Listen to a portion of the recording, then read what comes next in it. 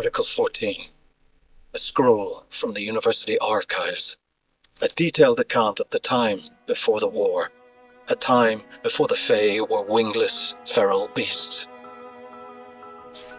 Life with the fairies was a golden era in the Age of Man.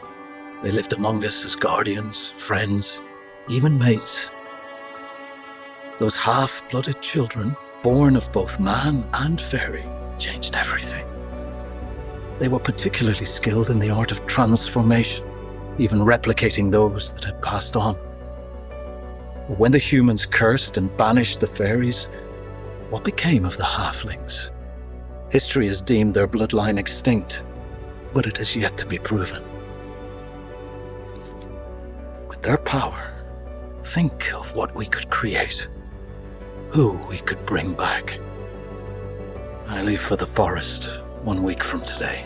Are fairies fallen angels? That's the question of the evening. They're always throwing things in our faces, and I saw a bunch of patterns from this movie, and I just want to share a few of them with you. I think you'll find it intriguing. So if fallen angels are fairies, think about the word fairy tale. Is that a demon tale or a fallen angel tale, a celestial being tale? Did these fairies mate with humans and make halflings? Is that the Anunnaki? Is that the Nephilim? Are these all the same thing? The first interesting aspect is the underground. There's always underground with the satanic stuff, underground with elites, underground with these massive complexes. They say all of these different things about the underground, and now in this movie they hint to the burrows. And they say the burrows are an underground complex that go throughout the forest. Now then you think about different things like all of the kids and people going missing in all the national forests throughout the United States. These are the clips I'm talking about. Check it out. They're all over the forest, connected underground like a system of tunnels. It's where the watchers go during the daylight hours. It's important to remember that we are in their territory. And as long as the sun's out, there's nothing to be afraid of. Do not go near the burrows. Always stay in the light. But don't you want to know what they are?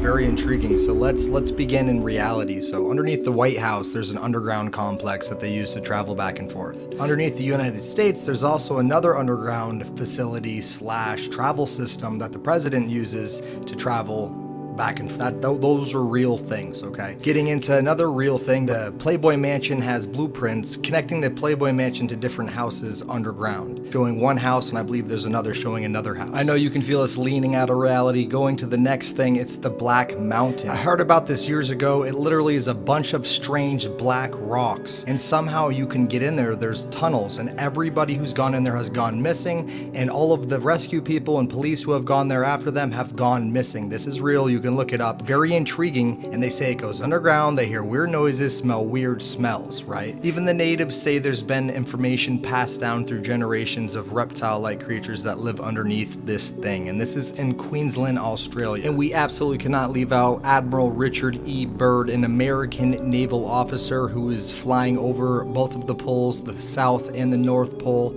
Apparently he flew into the North Pole and ran into an advanced civilization. They brought him to somewhere called Agartha. He saw multiple different ancient species that were said to be extinct, and lush green and rivers all underneath. And he also went to the South Pole and saw the same thing. Apparently this is in his diaries and not in his official report. There's multiple people who have done videos on the missing people all throughout the national forest in the United States. You gotta look into that yourself, and that ties into human trafficking. Some people think it could be more supernatural. What if it was right in the middle? And to top it off with a crazy conspiracy theory cherry that you could look into, it's compelling. All Walmarts are supposedly connected, or at least one Walmart in each state is connected, apparently underground. It's been said by multiple people. There's massive underground complexes everywhere, from elites making them to storage facilities to Area 51 to the Cheyenne Mountain Base. They're just inside of the terrain. It's easy peasy. Operation Iceworm, you can look it up. That was them drilling in Antarctica, I believe. So it's out there, look it up. Let's get into the next aspect, which is shapeshifters. So we're gonna get a little crazy here, but I think you'll find this intriguing, and I'll give you a lot of things you can look up after this that you'll love. We call them the Watchers. What is that? What are they doing? Applause. A welcome to the show. Just be yourself. That's all they want.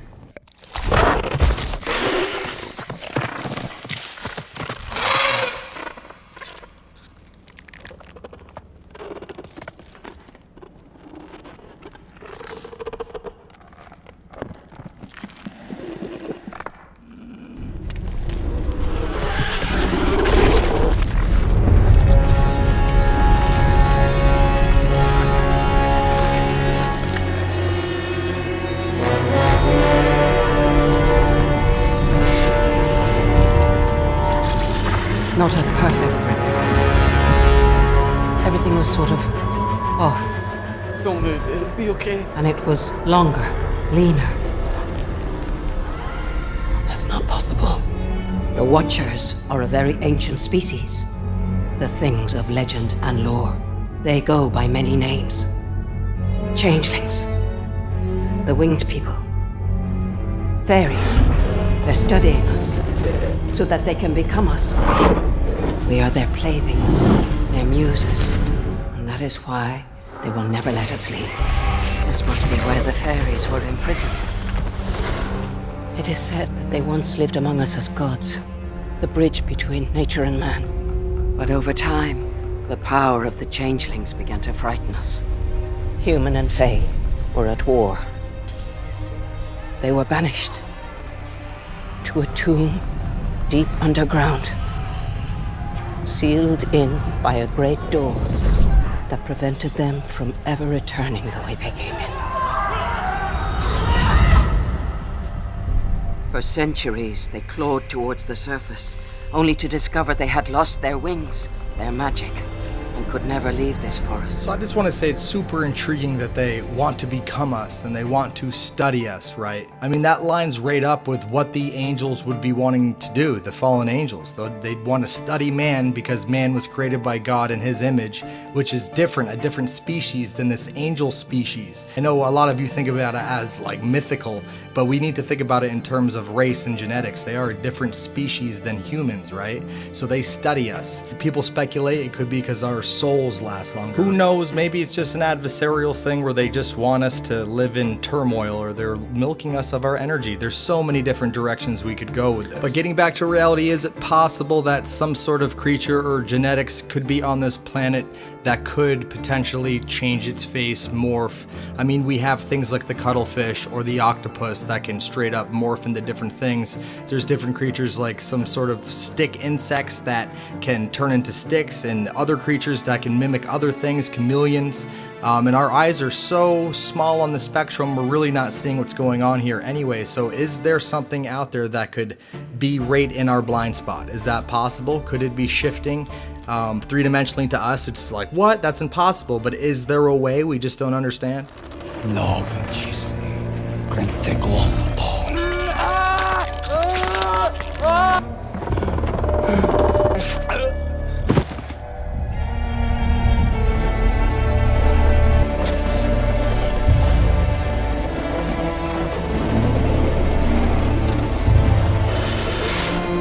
cannot leave the forest. Are you sure? I'm sure.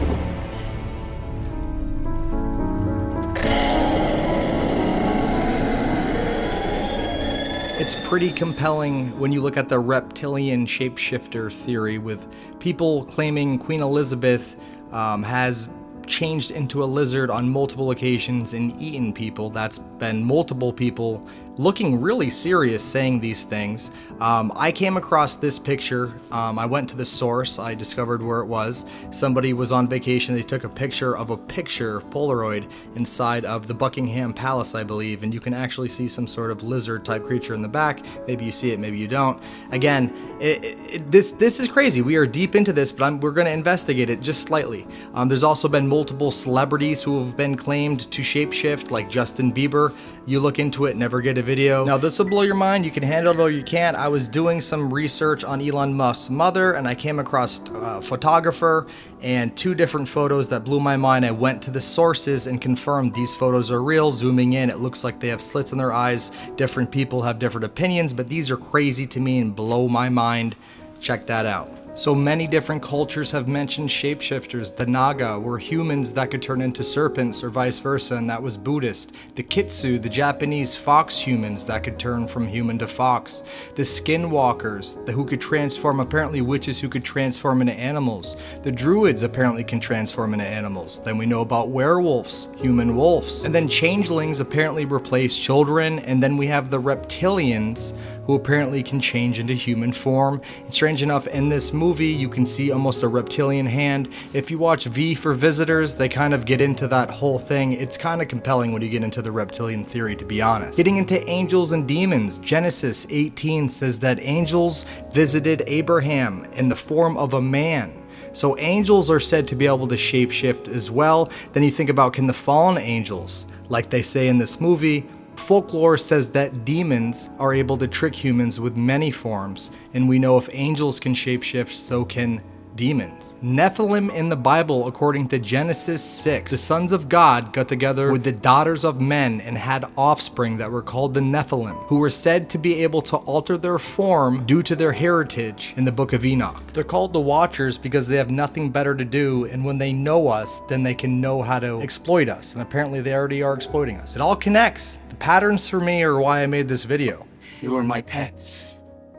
I was studying you up close. It's not true. Without you, I would have been trapped in that forest for an eternity. A prisoner just like the rest of you. You have no idea how much the others made me suffer. Einrach Dawn was the name they gave me at my birth. The Strange One, the Day Walker, the Deformity, The Daywalker. The one to make it out. I will walk amongst the humans in your body. No one will notice the difference. I think the reason that you can walk in the daylight is because you're not just a Watcher, Madeline. You're also part human. I don't believe you. You must have felt it. That you never really belonged. I think there are others like you out there. What if you could find them? We don't have to be alone anymore.